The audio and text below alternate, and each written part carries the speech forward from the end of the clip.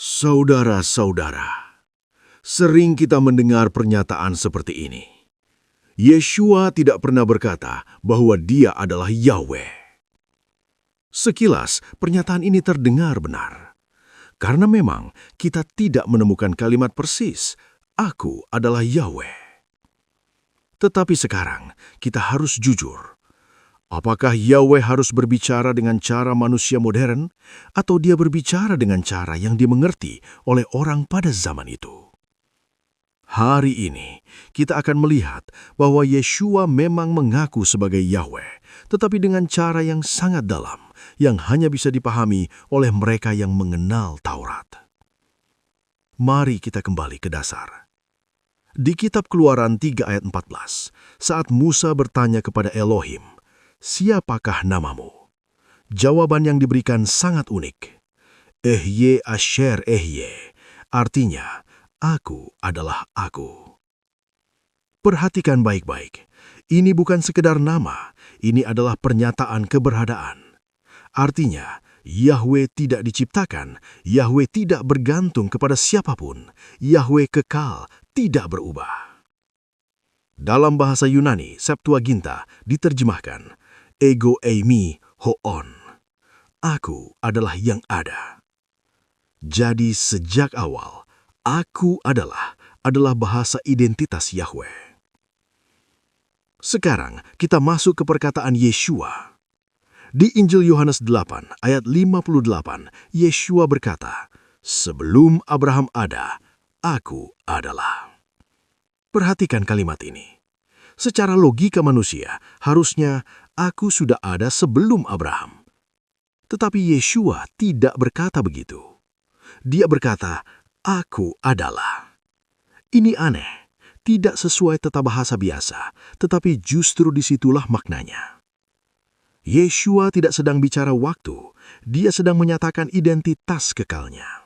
Kalau kita baca sekarang, "Aku adalah," terasa biasa, bahkan membingungkan.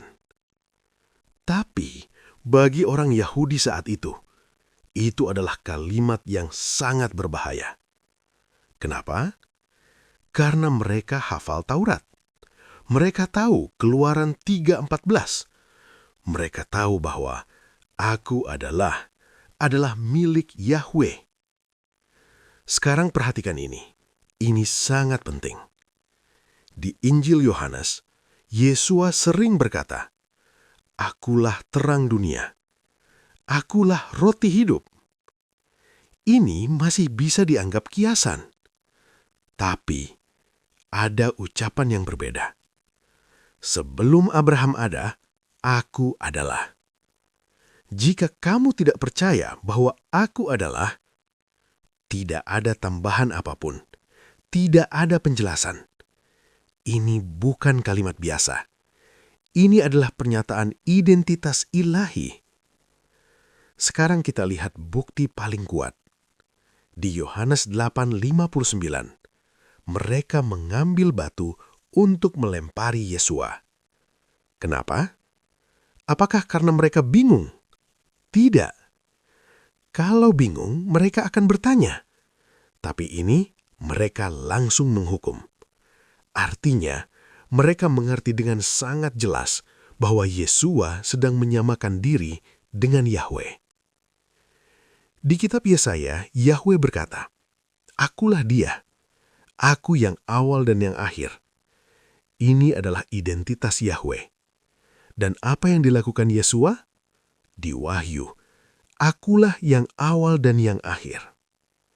Perhatikan, tidak mungkin ada dua yang awal dan yang akhir. Itu adalah satu identitas. Sekarang, kita lihat sesuatu yang luar biasa. Di Yohanes 18 ayat 5-6. Saat Yeshua ditanya, "Apakah engkau Yeshua orang Nazaret?" Dia menjawab, "Aku adalah." Apa yang terjadi? Mereka mundur, mereka jatuh ke tanah. Ini bukan hal biasa, ini bukan sekedar kata-kata. Ini adalah kuasa dari identitas ilahi. Di akhir, Thomas berkata, "Ya Tuhanku dan Elohimku." Dan Yeshua tidak menolak. Perhatikan, dalam Taurat, menyembah selain Yahweh adalah dosa besar. Tetapi Yeshua menerima pengakuan itu. Kenapa? Karena memang Dia adalah Yahweh. Saudara-saudara, sekarang kita mengerti. Yeshua tidak berkata dengan gaya modern, "Aku adalah Yahweh." Tetapi Dia berkata dengan cara yang sesuai Taurat, sesuai bahasa zaman itu, dan dipahami oleh orang Yahudi. Aku adalah, ego eimi. Itu bukan kalimat biasa, itu adalah nama Yahweh, identitas kekal, pernyataan keilahian. Masalahnya bukan kurang bukti. Masalahnya adalah apakah hati kita mau menerima. Karena orang Yahudi waktu itu, mereka melihat, mereka mendengar, mereka mengerti, tetapi mereka menolak.